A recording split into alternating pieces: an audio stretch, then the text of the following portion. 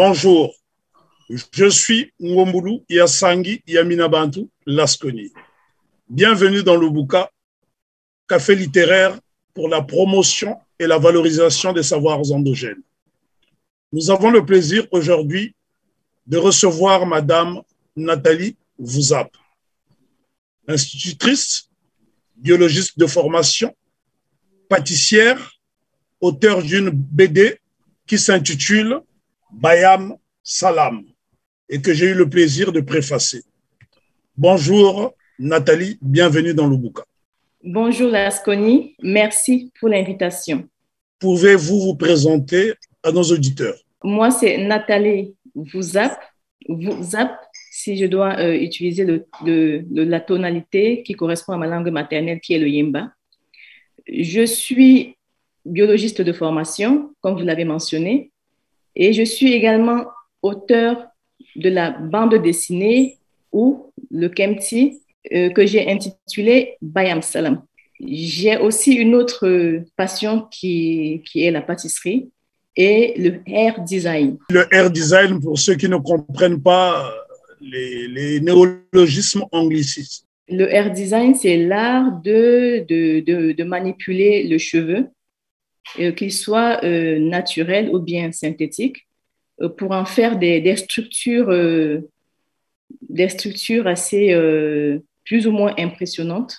Et cet art-là m'a été inspiré en fait de nos reines et héroïnes d'Afrique. Bayam Salam. Bayam Salam, déjà, le terme signifie les femmes qui achètent et qui revendent. Donc, en gros, c'est des entrepreneurs. Et pour spécifier, Bayam, selon le Broken English, ça signifie to buy, donc acheter. Et Salam signifie tout seul en anglais, qui veut dire simplement vente en français. Et qu'est-ce qui vous a inspiré l'écriture de cette BD, qui se déroule dans un marché d'ailleurs de Douala? Alors, c'est une BD d'inspiration autobiographique, puisque on est Bayam Salam, en tout cas au Cameroun, puisque ce terme-là, il est utilisé au Cameroun. On l'est de mère en fille ou de mère en fils. Ces braves dames que j'ai tant admirées jusqu'à aujourd'hui et qui m'ont beaucoup inspirée, lorsqu'elles vont faire leur commerce dans les marchés, elles y vont souvent seules ou accompagnées de leurs enfants. Et j'ai eu l'occasion de découvrir cet univers grâce à ma mère qui en était une. Et lorsque je parle d'autobiographique, c'est parce que il y a un peu de mon propre vécu dans l'histoire, dans le récit qui est raconté. Alors, j'aimerais savoir, est-ce qu'il existe des hommes dans cet univers? Tout à fait. Dans cet univers, il existe des hommes, mais seulement, on les nommerait pas des Bayam Salam. Bayam Salam, c'est plus une sorte de manifeste, une sorte de... C'est un terme pour qualifier et pour honorer ces braves dames. Et pourquoi avoir choisi la BD? Pourquoi ne pas avoir choisi un ouvrage classique pour justement relater ces faits? La BD m'a paru évidente pour la raison, je me dis, c'est un format qui est accessible à tous. C'est un format qui peut se lire soit seul ou accompagné. Donc, comme une sorte de moment de partage finalement. Et c'est un format aussi qui se veut disponible à tout, en tout cas pour Bayam Salam, je précise, à tout âge finalement, que ce soit le jeune ou l'adulte. D'ailleurs, quand autour de moi, je dis, voilà, il y a quelque chose pour vos enfants. Il y en a qui me répondent, mais les grands-enfants aussi.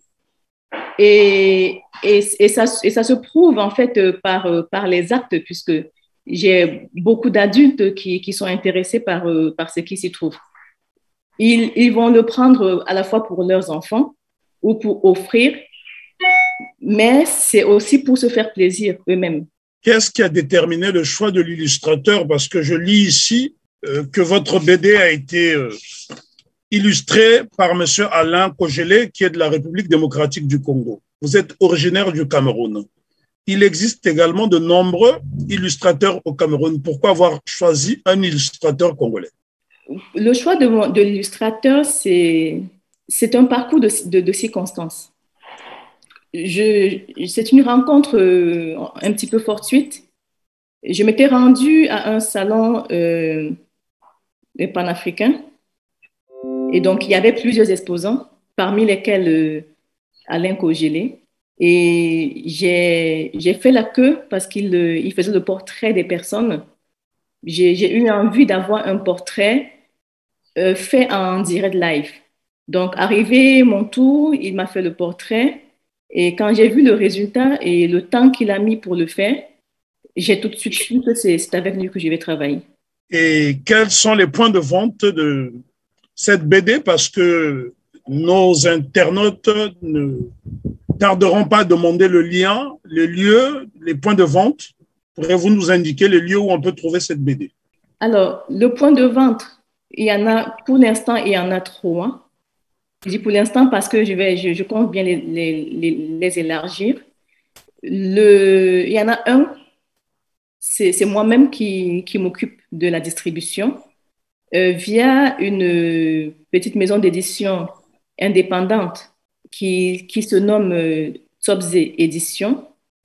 Là, c'est pour ce qui est du format relié au papier ou broché. C'est la même chose. En ce qui concerne le format e-book, j'ai opté pour le Kindle de Amazon. Donc, il est disponible sur Amazon.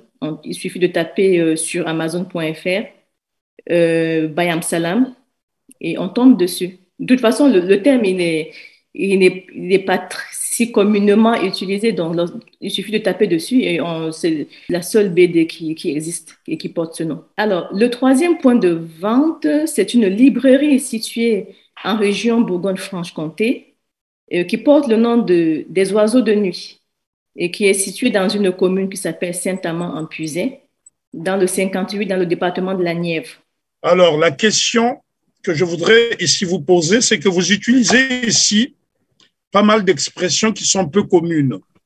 Existe-t-il un lexique dans votre ouvrage qui permettrait aux futurs lecteurs de comprendre justement? Tout à fait. J'y ai pensé. Je me suis mise un peu dans la tête au moment où j'écrivais, évidemment, dans la tête du futur lecteur. Je me suis dit, pour faciliter, il serait pas mal de mettre en place un lexique. Étant donné le langage, en fait, finalement, pour lequel le lexique va en nécessiter sa place, c'est un langage dit populaire. Et par rapport au lieu où se déroule l'histoire, qui, pour ceux qui ont déjà lu le livre, ils retrouvent tout de suite qu'il s'agit de Douala, la capitale économique du Cameroun. Et pour certaines scènes, ça se passe aussi dans un village au Cameroun. Bref, ça se passe au Cameroun. Et ce n'est pas tout. J'y ai mis, mais par petite dose, certains mots en Yemba. Yemba, en fait, c'est l'une des multiples langues maternelles au Cameroun. J'ai utilisé celle que je sais manier le mieux, ma langue maternelle, qui est le Yemba. Et donc, j'ai pensé aussi à faciliter la compréhension de ces termes-là. Par exemple, le marché, puisque la scène se déroule en grande partie dans un marché, rarement on trouvera le terme marché dans le livre. Le marché, je l'ai appelé Essa, donc c'est en ma langue maternelle, c'est le marché, tout simplement. Lorsque vous avez fait le choix de Bayam Salam, est-ce un clin d'œil à la partie anglophone du pays? Oui. Et pourquoi ce clin d'œil? Est-ce une volonté politique, culturelle? Alors, un clin d'œil réfléchi, non, pas spécialement. Mais un clin d'œil parce que l'histoire qui est racontée, encore une fois, c'est un concours de circonstances. Dans ce marché, c'est comme une sorte de Cameroun en miniature finalement. Le langage déjà même du marché, c'est ce broken English dont on parlait, le pidgin. J'ai parlé et je parle encore le pidgin. C'est le langage de l'échange, en fait, finalement. Et ça a été institué par la partie anglophone du Cameroun, tout simplement. Alors, en tant qu'institutrice, comment envisagez-vous de promouvoir ou de vulgariser votre BD dans les écoles, en Afrique en particulier? À mon passage au Cameroun, je n'hésiterai pas à faire des ateliers d'écriture, notamment, voir avec, puisqu'il faut passer par les directrices d'école, d'établissement, voir avec elles pour leur faire découvrir ou redécouvrir, parce que je ne sais pas jusqu'à quel point Bayam Salam a été vulgarisé, et pourquoi pas mettre en place l'ouverture alors là, c'est à long terme, hein, d'une bibliothèque qui va faciliter en fait les lieux de retrouvailles et de disponibilité finalement de la bande dessinée. Alors, en lisant Bayam Salam, je suis resté sur ma faim. Vous avez prévu une suite? Tout à fait. Là, il s'agit du tome 1 et donc la suite, elle arrive. Et par rapport au dessin animé, avez-vous prévu de l'adapter justement sur le petit écran? C'est un souhait qui m'est si cher finalement, puisque non seulement je le souhaite, mais les lecteurs me le demandent, me le réclament. Après, comme vous le savez, c'est encore une autre démarche et j'espère y arriver. Nous avons remarqué qu'il y a une forte production intellectuelle dans la diaspora africaine. Mais le problème est que cette production intellectuelle n'est pas toujours accessible en Afrique. Avez-vous envisagé d'autres canaux pour pouvoir faciliter l'accession justement de votre BD au bas peuple, c'est-à-dire les masses déshéritées? J'ai eu une autre idée que je souhaiterais mettre sur le site, c'est-à-dire qu'à l'achat d'une BD, qu'il y ait une certaine somme qui soit versée dans une sorte de cagnotte et qui serait réutilisée pour permettre l'accès finalement gratuitement aux personnes qui souhaitent, au-delà de tout, mais qui ne peuvent pas se l'offrir. Alors, sortant un peu de la BD, on va un peu nous s'intéresser à votre parcours. Vous êtes biologiste de formation, mais vous êtes également pâtissière, ce qui donne envie de manger, évidemment. Et vous êtes également styliste de la coiffure. Comment peut-on passer de la biologie à la coiffure et de la coiffure à la pâtisserie, qui sont quand même des domaines très, très opposés? Alors, je dois préciser que cette possibilité-là, je ne savais pas que j'avais toutes ces capacités jusqu'à ce que je les découvre en fait en faisant mon métier d'institutrice, puisque finalement l'institutrice, c'est une touche à tout. Alors, je vais préciser, quand je passe d'un domaine à l'autre, c'est presque au même moment. Je ne laisse pas un de côté pour aller vers l'autre. Et donc, je m'étais rendu compte finalement que, alors, c'est comme s'il y en a une qui n'existait pas, moi, je n'existerais pas. C'est vraiment des passions. J'ai eu la chance finalement de pouvoir exprimer ces différentes passions. Pourquoi n'avez-vous pas commencé par exemple, un livre de recettes? Pourquoi vous avez tout de suite attaqué la BD en tant que scribe? Parce que manger est une priorité. Alors, en ce qui concerne la partie pâtisserie, je me suis professionnalisée. Donc, j'ai des personnes qui me passent des commandes.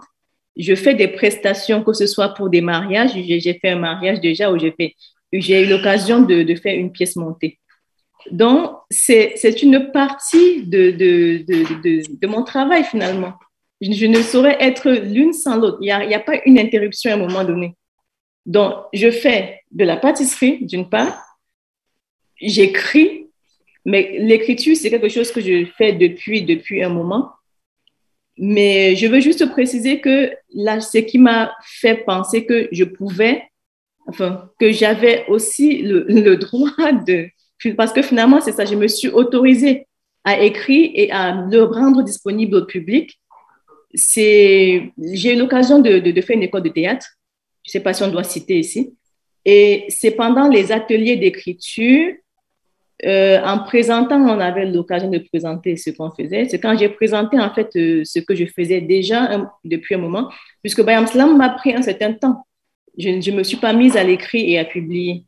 Je l'écrivais déjà et lorsque je l'ai présenté mon travail, la réaction à la fois de mes camarades de classe et de l'enseignant ont été si positives et ils m'ont réclamé la suite. Et puis, je me suis vue en train de poursuivre. Et surtout, le fait d'être venue comme je suis, c'est-à-dire que lorsque j'ai fait l'histoire se faisait, j'ai raconté les choses que je connais. Je n'ai pas dépeint la réalité. J'ai raconté moi, tout simplement. Et je suis venue comme ça et ça a plu. Et c'est tout ça qui m'ont donné l'envie d'aller au bout. Mais seulement, entre-temps, je continuais de pâtisser, je continuais de faire du hair design, de la coiffure artistique. Alors, lorsqu'on lit votre BD, on a l'impression de humer les odeurs des différents produits qui se trouvent sur les étals de marché. Est-ce parce que vous êtes pâtissière que vous insistez justement sur ces produits dans votre BD? Parce qu'on peut décrire une scène de vie courante sans donner des détails. Or, chez vous, il y a des détails. Qu'est-ce qui explique cela? Peut-être qu'il y a une part de ça. Peut-être, sans doute. Et quelle est donc la spécificité de vos recettes en tant que pâtissière? Alors, en ce qui concerne la pâtisserie, ça a été suite en fait à la demande. Finalement, je me suis spécifiée vers de la pâtisserie végane, c'est-à-dire qui n'utilise que des produits végétaux, finalement. Et je me suis rendu compte que même pour moi-même, il y avait du bon. À la fois, il y avait de la demande. Souvent, ça peut être lié à peut-être des soucis de santé ou bien tout simplement un choix, mais il y avait du bon. Donc, je me suis spécifiée dans la pâtisserie végane et crue. Alors, quand on dit cru, il y en a qui veulent prendre leur jambe à leur cou. Juste cru, le terme cru, ça veut signifier que on essaie de garder les nutriments tels qu'ils sont. On essaie de pas trop manipuler, de pas trop transformer. Et au niveau de la température aussi, du coup, mon four traditionnel a été remplacé par ce qu'on appelle un déshydrateur, tout simplement. J'ai envie de vous poser la question, est-ce de la biologie? Tout de suite, je dis oui, un grand oui, parce que d'ailleurs, pourquoi je suis attirée par la pâtisserie? Il y a ce côté un peu, quand je vais en cuisine pour faire la pâtisserie, on appelle ça le laboratoire. Donc, je me suis retrouvée dans ce laboratoire biologique-là et je crois qu'il y a de ça. Il y a fortement de mon parcours scientifique dedans. Donc, quand je me retrouve dans mon laboratoire, voilà, je sais pas, je tiens les commandes. Et c'est tout moi, ça, finalement. Dans l'univers de la BD, il y a beaucoup d'hommes, surtout, notamment dans l'univers de la BD africaine. On a des noms qui tout de suite me viennent à l'esprit, Serge Diatantou, et il y a très peu de femmes. On pourrait citer notamment Marguerite Aboué, qui a initié une BD intitulée, je crois que c'est Aya de Yopougon. C'est ça. Et je voudrais savoir, avez-vous été influencé? Avez-vous subi des influences? Tout à fait. Marguerite Aboué, pour ne citer qu'elle. Il y a une autre BD d'une autrice congolaise, Maud Salomé Ekila, qui a écrit, du moins elle a eu une idée assez simple et simpliste et puis finalement qui porte de récupérer toutes nos cantines d'enfants pour en faire une bande dessinée et accompagnée d'une clé USB. Donc, il y a elle qui m'a inspirée. Euh, il y a mon illustrateur, Alain Kogélé, lui-même, à la fois il dessine, mais il écrit. Et ce qu'il écrit, c'est à chaque fois en lingala. Je ne comprends pas le lingala, pas encore en tout cas. Il y en a pas mal de personnes qui.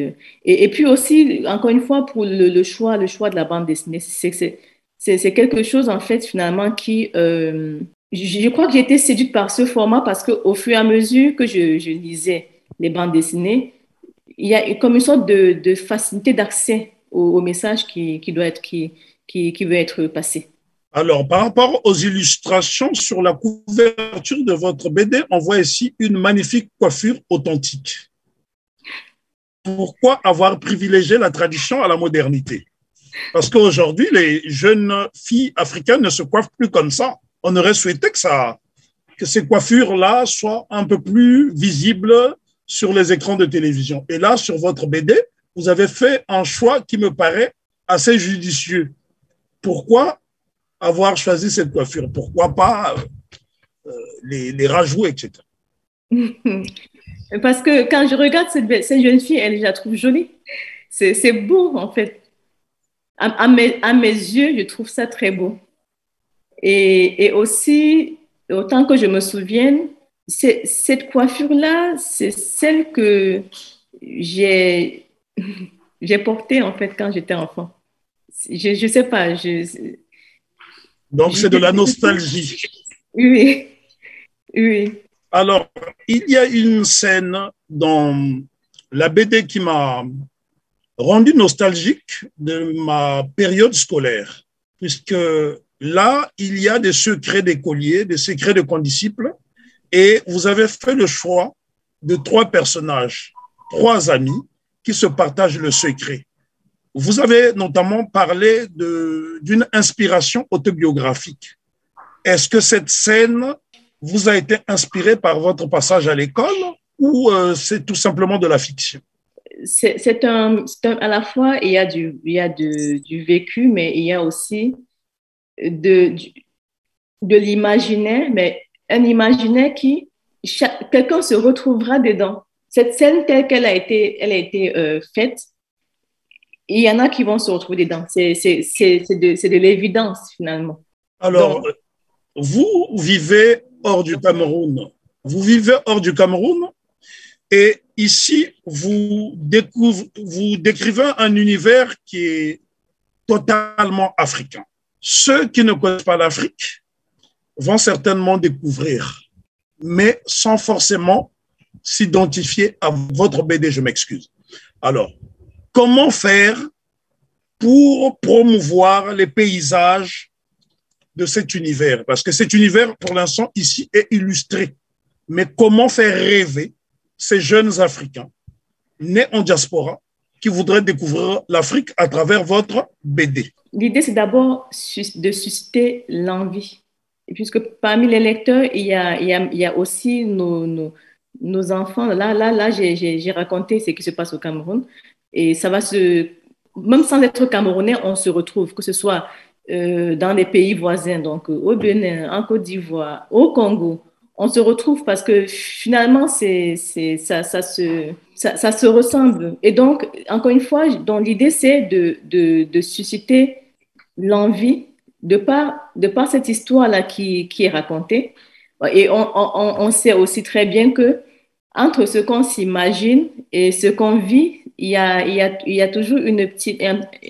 enfin, ce n'est pas exactement la même chose.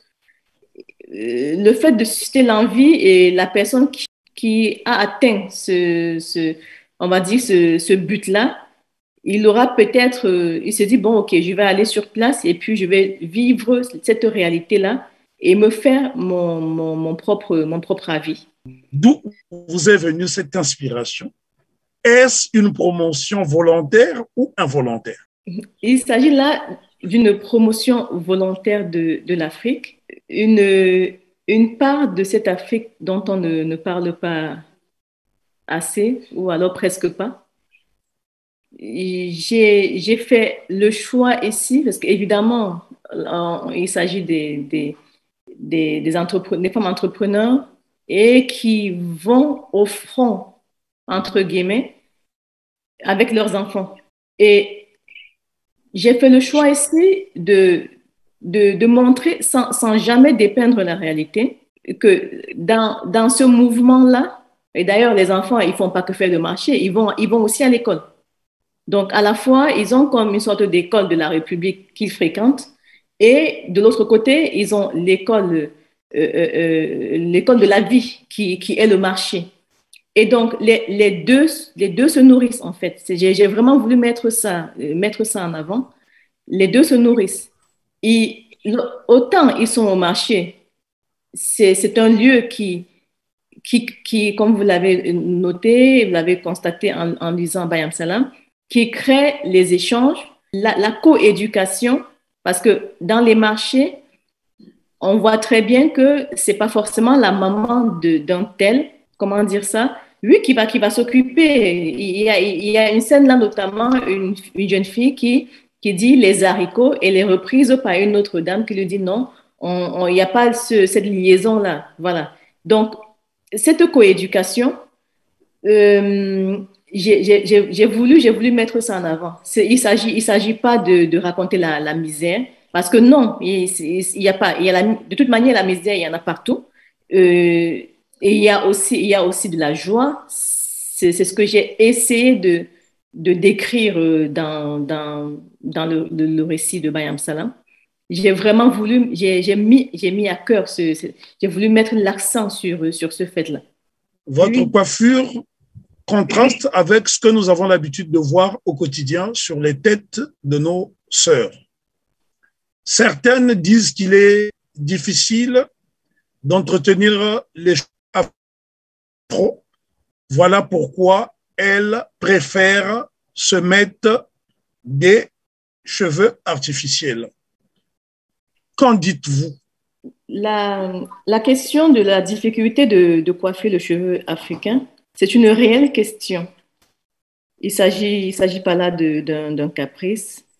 Et de ce que je sais, d'après les petites recherches que j'ai faites en m'intéressant aux cheveux africains, il paraît que nous ayons oublié ou perdu la mémoire de traitement de nos cheveux. Même si aujourd'hui, il y a des personnes qui œuvrent de façon active pour le rétablissement en fait de cette mémoire-là. Je pense ainsi à Dame Lewat, que je n'ai pas eu la chance de connaître, mais qui, bien qu'elle n'est plus de ce monde, elle a laissé un héritage et ce qu'elle a fait, c'est quelque chose qui, de toute façon, quand c'est bon, ça perdure. Et c'est quelque chose de génial. Après, j'aime à dire que la femme africaine, en fait, même si elle met un sac sur sa tête, elle est belle, en fait.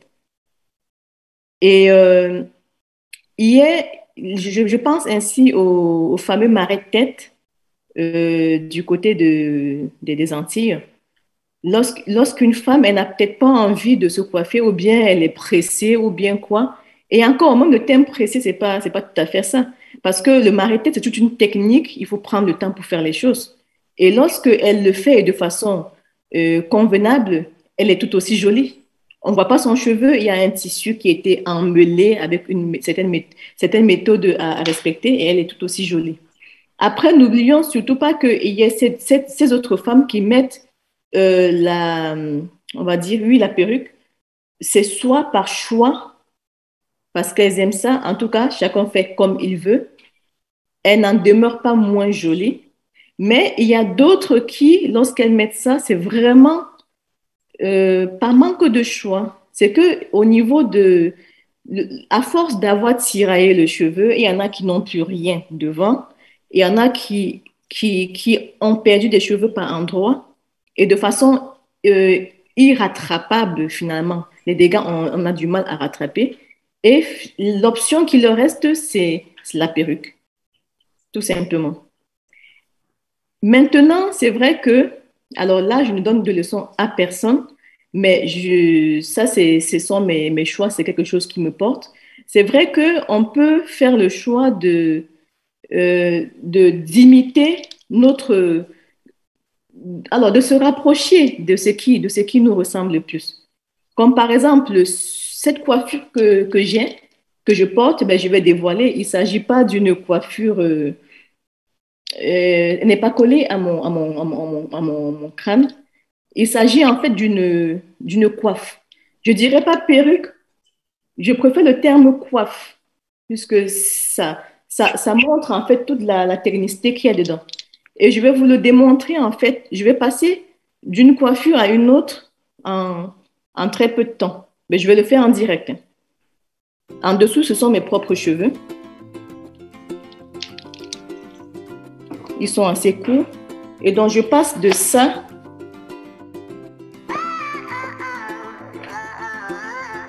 à ça.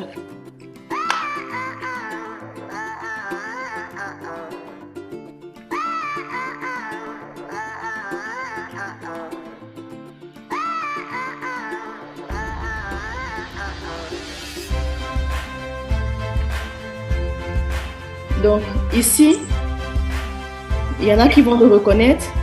On peut l'attribuer soit aux femmes zoulous de l'Afrique du Sud, ou on peut aussi l'attribuer aux femmes Mangbetu du Congo, cette coiffe-là.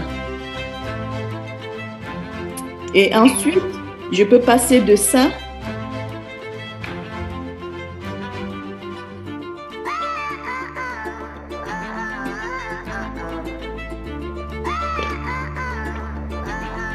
à ça.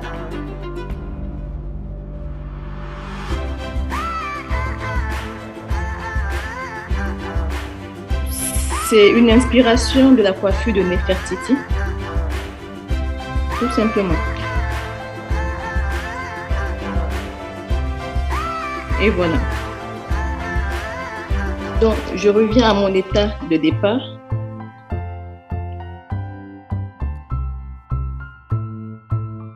Et voilà. Après ça, je peux tourner comme je veux. Je peux mettre devant. Je peux finir là. C'est moi qui vois. Tout simplement. Comme quoi, l'Afrique ancestrale inspire encore. Bravo, Nathalie. Merci en tout cas pour cette belle démonstration. Merci à toi, Lasconi, de m'avoir donné l'opportunité de le faire. Ben, ça a été à la fois une découverte et un enseignement. Je n'ai pas l'intention de devenir coiffeur parce que je suis maladroit. C'est un travail qui demande une certaine agilité. Je ne suis pas assez méticuleux pour m'exercer au risque de causer des dégâts sur les têtes des femmes. Mais en tout cas, ça inspire et une fois encore, bravo. Ben, je dirais merci à nos reines et héroïnes qui m'ont inspiré tout ça. Sans quoi, je n'aurais pas, je saurais pas où commencer. On pourrait dire que ce sont les bienfaits du kémitisme. Tout à fait, tout à fait. Et quand vous dites vous ne pouvez pas ou bien vous n'avez pas la patience, j'ai envie de vous dire, dans votre domaine, je pense pas non plus que je puisse faire pareil. Donc finalement, comme quoi, nous sommes chacun armés de quelque chose qui nous porte. Vous êtes pluridisciplinaire, biologiste, institutrice, coiffeuse, pâtissière, et vous allez sans doute susciter des vocations pour ceux qui nous suivent. Quels conseils donneriez-vous aux jeunes qui voudraient emprunter vos domaines, notamment celui de la coiffure? Commençons par la coiffure, qui est essentielle. Il faut être porté par la passion, je dirais. Parce que finalement, quel que soit le domaine que j'ai pris, c'est pas des domaines. Je m'adresse à la jeunesse d'aujourd'hui. Je remarque avec beaucoup de désolation qu'elle veut avoir tout de suite. C'est beaucoup de. Il faut prendre le temps pour faire les choses. Il faut laisser venir les choses aussi. C'est pas tout de suite. Et aussi écouter en fait son cœur. Parce que combien de personnes là, si je veux basculer du domaine de l'écriture, combien de personnes ont des projets qui sont dans les tiroirs, ils ne sont pas allés jusqu'au bout. Il faut se laisser porter par cette sensation-là. Surtout lorsque elle prend la place d'une passion, c'est quelque chose, c'est comme notre oxygène. On ne saurait exister sans ça. Il faut s'écouter, et y aller. Et de l'autre côté, cette fois-ci, ce que je vais dire, c'est à l'endroit des parents, euh, puisque on a la culture entre guillemets, des grands diplômes. Rarement, lorsqu'un enfant viendra nous dire, on est porté par la pâtisserie, je prends le cas de la pâtisserie ou la coiffure, qui d'ailleurs a été bien décrit par Marguerite Aboué dans Aya de Yopougon. C'est le terme sérissé, entre guillemets, enfin, c'est le côté péjoratif qui ressort. J'ai envie juste de dire, c'est un peu comme une sorte de message que je passe aux parents. Lorsqu'un enfant, il l'aime, quel que soit le domaine, il faut l'écouter, il faut l'accompagner. Il y a pas de saut métier. La preuve, moi, je vis de ce que je fais, de mon art. Aussi, se dire qu'on peut être plusieurs personnes en même temps. Moi, j'aime à dire, j'ai plusieurs vies parce que en fonction des différents champs d'action, j'ai plusieurs vies. Je mène plusieurs vies en une vie. En tout cas, on ne peut que se féliciter de vous avoir eu aujourd'hui. C'est extraordinaire que de rencontrer des êtres aussi inspirants que vous, Madame Nathalie Vouzap, biologiste, coiffeuse, pâtissière. Réunir autant de qualités, ce n'est pas évident pour le commun des mortels. Nous vous souhaitons bon vent. Quant à vous, chers internautes, nous vous disons à la prochaine. Merci. Merci à vous, Lasconi.